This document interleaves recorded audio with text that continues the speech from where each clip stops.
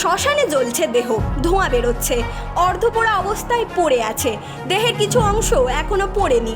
সাত সকালে স্থানীয় বাসিন্দাদের এই দৃশ্য নজরে আসার পরেই এলাকা জুড়ে শোরগোল শুরু হয়েছে।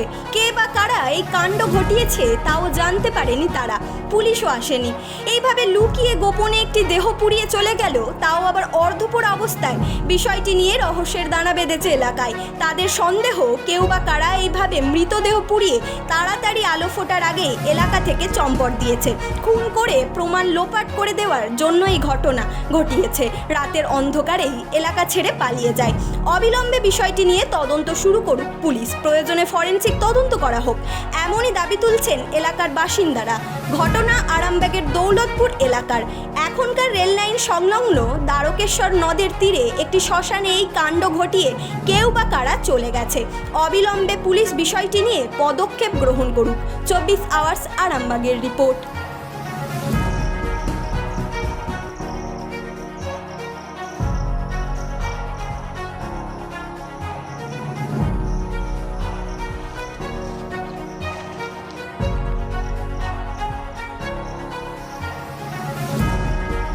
বডি জেলে দিয়ে গেছিলো, এখন তো সাদা কাপড়ে ঢাকা আছে, এটাই দেখলুম। মানে পুড়ছে, এখনো পুড়ছে, হ্যাঁ, ধোঁয়া ধোঁয়া উঠছে। আর কোনো এ নাই। হ্যাঁ, এটা কি একটা রহস্যজনক বলে মনে হচ্ছে? রহস্যজনক এখন কি বলবো, রাত্রির ব্যাপার, আমরা তো ধরো এখানে থাকিও নি, জানলাম। রহস্যজনক না হলে তো রহস্যজনক না হলে কি আর এরকম করে যায়, এই ব্যাপার।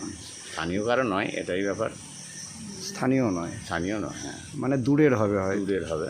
আর এটা রাতেই ঘটনাটা ঘটে। হ্যাঁ, রাতেই ঘটে। এখনো কি দেখলেন যে পুড়ছে? এখন হ্যাঁ, এখনও দেখুন তো ধোঁয়া উঠছে।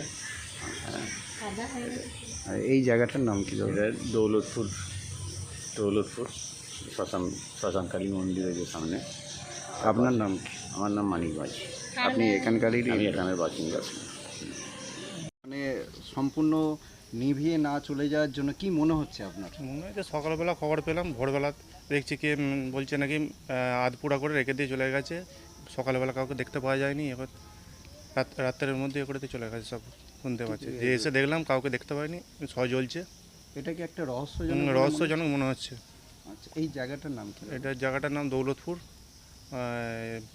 এটার নাম তোমার হচ্ছে এখানটা ওই ট্রেন লাইনের গায়ে ব্রিজটার সামনেই, একেবারে শ্মশান, শ্মশানের সামনে, ফার্মের সামনে। ফার্মের সামনে। তা এটা রহস্যজনক আপনার কেন মনে হচ্ছে? কেন মনে হচ্ছে, আর দেখতে কেউ তো নেই। এমনি কেউ যদি বাড়ির কোনো হতো, এমনি নিমিয়ে ইয়ে করে সব দাহ করে ইয়ে করে জাহাজ করে ইয়ে করে চলে যেত। তারপরে এমনি মানে সম্পূর্ণ কমপ্লিট করে, হ্যাঁ, কমপ্লিট করে যেত মনে হচ্ছে। কোনো কমপ্লিটও নেই, কিছু নেই, এমনি এখনও দাহ জ্বলছে, কোনো লোকজন নেই, ওই জন্যই মনে হচ্ছে। সম্পূর্ণ যে দাহ হয়েছে তারও কোনো না, ঠিক নেই। আপনার নাম কি? আমার নাম তাপস কুমার পাল। এখানেই বাড়ি। দেখুন, আমরা সকালে দিনের আলোয়, মানে ভোরের আলোয় আমরা সকলে এখানে প্রত্যক্ষ, অনেকে যারা মর্নিং ওয়াক করতে আসে বা রাস্তায় এখানে প্রাতঃভ্রমণ সকালে করতে আসে, তাদের সকলের নজরে এখানে আসে যে একটা লাশ আগুন দগ্ধ অবস্থায় জ্বলছে, কিন্তু পাশাপাশি কেউ কাউকে দেখা যায়নি। তো এইভাবে দাহ কাজ করতে এলে তো নিশ্চয়ই পরিবার পরিজন বা যারা দাহ কাজ করতে আসেন তাদের তো এখানে থাকা উচিত ছিল। তো এই ঘটনা আমার মনে হয় কোনো প্রমাণ লোপাটের চেষ্টা।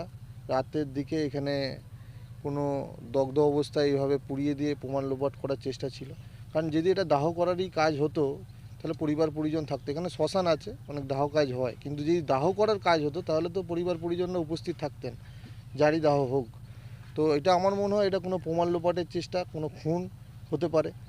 তো আমার মনে হয় এটার ফরেনসিক রিপোর্টের প্রয়োজন আছে, তবেই এর সঠিক তদন্ত হওয়া সম্ভব আছে। আর পশ্চিমবাংলার সাধারণ মানুষের নিরাপত্তা বলে কিছুই নেই। চারিদিকে দেখছেন খুন, ধর্ষণ, রাহাজানির ঘটনা। আরজি করে আজকে একজন মেডিকেল স্টুডেন্টের এইভাবে খুন ধর্ষণ করে তাকে হত্যা করা হয়েছে।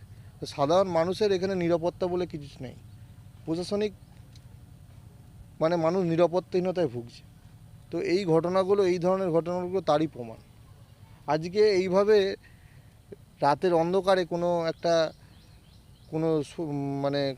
কোনো অচেনা ব্যক্তি এইভাবে রাতের অন্ধকারে এইভাবে দগ্ধ অবস্থায় পাওয়া যাবে, এগুলো তো তদন্তের সাপেক্ষে এগুলো আমার ফরেনসিক রিপোর্ট হওয়ার প্রয়োজন আছে বলে মনে হয়।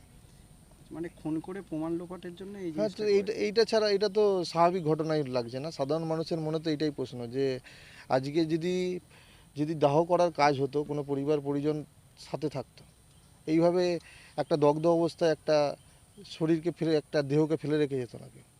দাদা এই জায়গাটার নাম এটা হচ্ছে দৌলতপুর, আরামবাগ ১৫ নম্বর ওয়ার্ড। আপনার পরিচয়? আমি দৌলতপুরের একজন সাধারণ বাসিন্দা, আমি কার্তিক দত্ত। মনে তো হচ্ছে বোধহয় এখনও কোথা থেকে নিয়েছে, পুড়িয়ে দিয়েছে, কী করে জানবো বলো দিন বাবা। একটা রহস্য লাগছে, হ্যাঁ, রহস্য লাগছে একটা। কি মনে হচ্ছে আপনার? তারাপীঠের মতন হয়ে গেল নাকি। আপনারা কখন জানতে পারলেন? আমরা তো একটু আগে জানবো, এসে কি দেখছেন? কি এসে ওই যে দেখছি ধোঁয়া উঠছে। ধোঁয়া উঠছে এখনো? হ্যাঁ, ধোঁয়া উঠছে, ভেতরে বলছে হাড়গুলো সব আছে আছে। আছে পুলিশ তার পরিবারের লোক কি এখানে আছে? কই কে আছে, তারা 3টে বাজে পালিয়ে গেছে, তারা বলছে তো সব। মানে ভোর হতেই চলে গেছে? হ্যাঁ, আমাদের 3টে থেকে তো মা দিয়ে তো লোক ছাঁটে, তো দেখে ফেলবো বলে পালিয়ে গেছে, জলবন না দিয়ে তারা পালিয়ে গেছে। তারা এই জায়গাটার নাম কি ঠাকুর?